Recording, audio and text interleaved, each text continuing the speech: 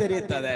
ಎಷ್ಟು ಜನ ಸಂತೋಷವಾಗಿದ್ದೀರಾ? ನಾವು ಪ್ರಾರ್ಥನೆ ಮಾಡಿರಲ್ಲ, ನಾವು ಕೇಳಿರಲ್ಲ, ನಾವು ಸಹಾಯನ ಹುಡುಕಿರಲ್ಲ, ಯಾರ ಹತ್ರ ಹೇಳಿರಲ್ಲ, ಆದ್ರೆ ಕರ್ತನಿಗಾಗಿ ಬದುಕುವುದರಿಂದ ಕೈಗಳ ತಟ್ಟಿ ಹೇಳ್ರಿ, ತನ್ನಷ್ಟಿಗೆ ತಾನು ಬಾಗಿಲು ತೆರೆಯಲ್ಪಡುತ್ತದೆ.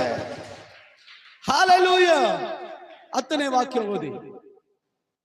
ಅವರು ಮೊದಲನೆಯ ಎರಡನೆಯ ಕಾವಲುಗಳನ್ನು ದಾಟಿ ಪಟ್ಟಣಕ್ಕೆ ಹೋಗುವ ಕಬ್ಬಿಣದ ಬಾಗಿಲಿಗೆ ಬಂದಾಗ ಅದು ತನ್ನಷ್ಟಕ್ಕೆ ತಾನೇ ಅವರಿಗೆ ತೆರೆಯಿತು. ತನ್ನಷ್ಟಕ್ಕೆ ತಾನೇ ತೆರೆಯಿತು. ಹಲ್ಲೆಲೂಯ. ಯಾರು ವಿಶೇಷವಾದವರು? ದೇವರು ಯಾರಲ್ಲಿ ಇದ್ದಾರೋ ಅವರು ವಿಶೇಷವಾದವರು.